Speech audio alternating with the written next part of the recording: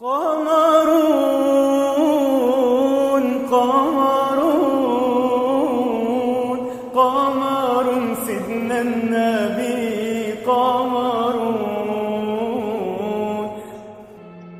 Hadirin mulaikan kita jaga adab majelis kita ini. Insyaallah mulaikan dengan menjaga adab maka Allah akan memberkati majelis.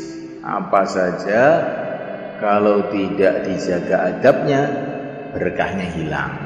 Allah berfirman dalam Al-Qur'an, ya ayyuhalladzina amanu la tarfa'u aswatakum fawqa sawtin nabi wa la tajharu lahu bil qawli kajahri ba'dikum li ba'd an tahbata a'malukum wa antum la tash'urun. Hai orang-orang beriman, jangan kamu keraskan suara kamu melebihi suara Nabi. Jangan kalau bicara dengan Nabi seperti bicara dengan orang lain. Am tahbatu a'malukum wa antum la tash'urun. Kalau kamu tidak punya adab yang baik dengan Nabi, maka hancur seluruh amalan kamu sedangkan kamu tidak sadar. Para sahabat itu sudah amal kurban habis-habisan, tapi Allah berfirman, kalau kamu tidak jaga adab dengan Nabi, nanti hancur seluruh amalan. Maka syaitan itu pandai merusak umat Islam mereka. Masih sholat tapi tidak dijaga adabnya. Ke masjid tidak dijaga adabnya. Belajar agama tidak dijaga adabnya. Zikir tidak dijaga adabnya.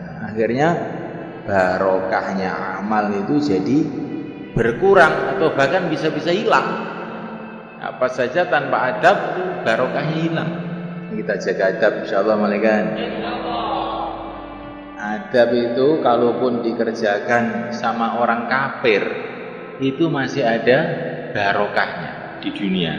Kalau orang kafir itu di akhirat ya nggak dapat apa-apa. Nabi kirim surat ke Raja Persia. Tapi Raja Persia tidak punya adab. Suratnya Nabi disobek. Maka Nabi mengatakan hancur kerajaannya. Gak lama hancur. Tapi Raja Romawi itu mbah-mbahnya orang bule itu, dikirimi surat oleh Nabi, dihormati.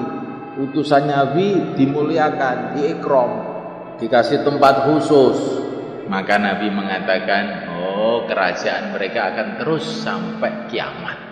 Jadi orang-orang bule itu masih punya kerajaan itu gara-gara mbahnya dulu itu menghormati suratnya Rasulullah SAW. Mereka belum masuk Islam, tapi gara-gara menghormati suratnya Rasulullah ada barokahnya. Dunianya masih dapat kemuliaan, walaupun akhirat tidak dapat. Bagaimana pula orang Islam mereka? Kalau orang Islam tidak punya adab kepada Nabi, hidupnya jadi hina karena dia tidak memuliakan orang yang dimuliakan oleh Allah.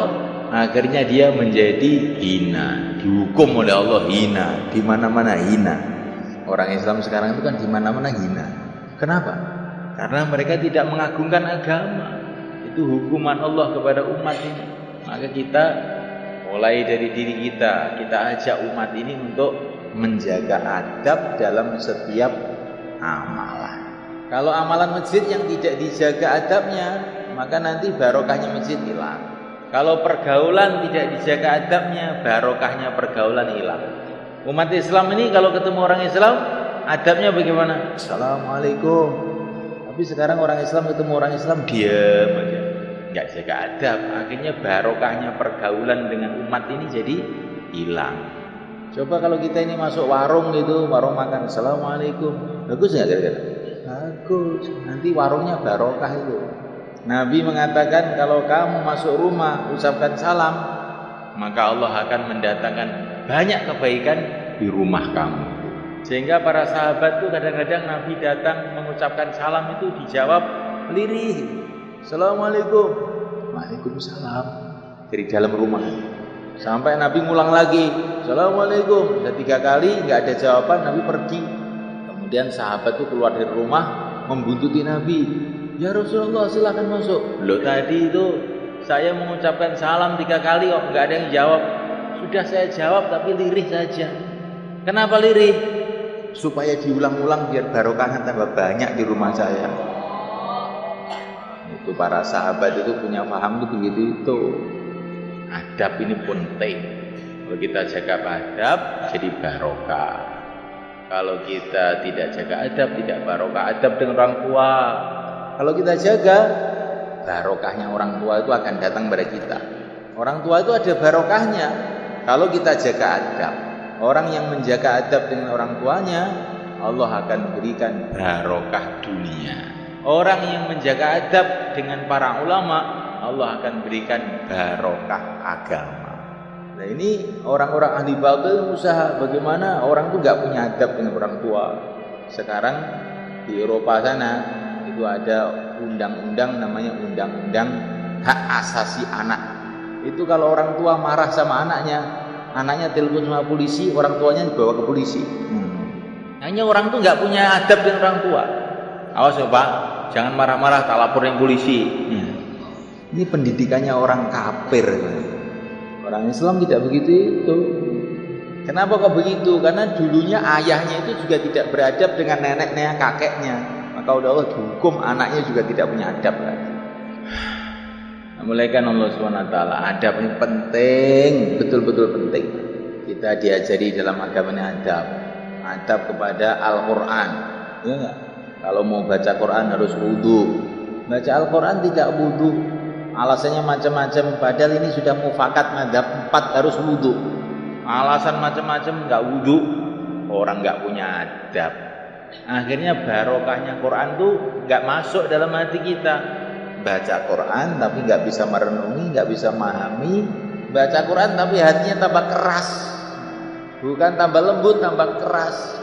Quran itu isinya cerita akhirat. Kalau orang baca Quran mestinya tambah rindu kepada akhirat, tapi kok malah rindu duit. Nggak jaga adab, tidak dijaga adab. Al-Quran taruh di atas, jangan taruh di bawah. Saya kemarin ketemu orang-orang Arab itu, Al-Quran taruh di bawah. Maka saya bilang, inilah sebabnya orang Arab itu banyak musibah gitu. Ada apa? Ini apa haram? Apa dalilnya apa? Sudahlah, pokoknya begitu itu. Karena kamu tidak menjaga adab. Kalau kamu kepalanya saya taruh di bawah, senang? Enggak tuh. Al-Quran taruh di bawah, ini bikin orang Arab diinjek-injek sama orang-orang ahli batil gara-gara begini. Taruh di atas. Kalau kopiah kamu saya taruh di bawah untuk sepatu, boleh nggak? Nggak boleh. Kenapa? Apa haram? Ya kurang ajar, bukan masalah haram. Nah iya. Quran taruh di bawah, gimana? Adab dijaga semuanya kan? Ini tipuan orang ahli batil kepada umat Islam. Apa-apa nggak jaga adab. Bahkan ada yang punya kepahaman kalau adab itu kultus, syirik. Adab kok syirik? Gimana? Membesarkan makhluk ini adab, bukan membesarkan. Karena makhluk itu ada hubungan dengan Allah. Quran itu kalamullah. Baginda Nabi itu utusan Allah. Kita harus beradab. Ini Al-Quran, perintah Al-Quran beradab pada Nabi itu. Kok syirik itu kamu itu otaknya aja taruh di mana aja. Maka kita jaga adab. Insyaallah malaikat supaya adab kepada Allah, adab kepada Rasulullah, adab kepada kitabullah, adab kepada baitullah. Adab dengan segala sesuatu yang ada urusan dengan agama. Adab itu mengagungkan karena Allah. Seperti para malaikat disuruh sujud kepada Nabi Adam. Nabi Adam itu kan makhluk. Kalau malaikat suruh sujud kepada Nabi Adam gimana? Adab. Ini sujud adab, bukan sujud menyembah. Sujud adab. Supaya kita ini dapat pelajaran memuliakan orang-orang yang mulia. Tapi untuk umat ini sujud nggak boleh. Kepada manusia nggak boleh. Kenapa? Emang oleh Allah nggak boleh, titik. Tapi kalau kita ini kepada orang-orang soleh cium tangan, itu sunnah, hadisnya banyak. Jadi kalau sujud nggak boleh. Ini rusaknya umat Islam gara-gara meninggalkan adab. Coba kalau kita di kitab fikih itu, orang kencing atau berak ngadep kiblat atau membelakangi kiblat itu makruh, ya toh? Santri-santri kan pernah baca itu. Untuk apa itu? Ka'bah itu kan batu di sana loh. Tapi kalau kita kencing menghadap kiblat itu kok makruh. Bahkan sebagian ulama mengatakan haram. Ini namanya adab. Adab itu. Karena Ka'bah itu Baitullah, tempatnya orang-orang ibadah. Tapi kan jaraknya jauh, iya walaupun jarak jauh tetap adab. Sekarang kalau di masjid terus merokok menghadap ke timur itu adab apa enggak itu? Nang masjid ya, terus ngerokok di serambi masjid menghadap ke timur sambil ngerasani orang. Nah ini namanya tidak adab, akhirnya barokahnya masjid nggak dapat. Terus nanti puntung rokoknya itu dicecek di pojokan masjid situ. Ya ini sudah bahaya betul orang begini. Maka kita jauhi perkara-perkara yang tidak beradab. Insyaallah malaikat.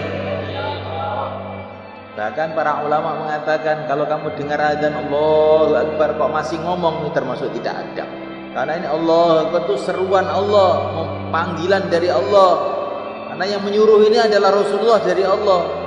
Kok masih ngomong aja termasuk tidak adab. Jadi kalau sudah Allahu Akbar berhenti semua kegiatan.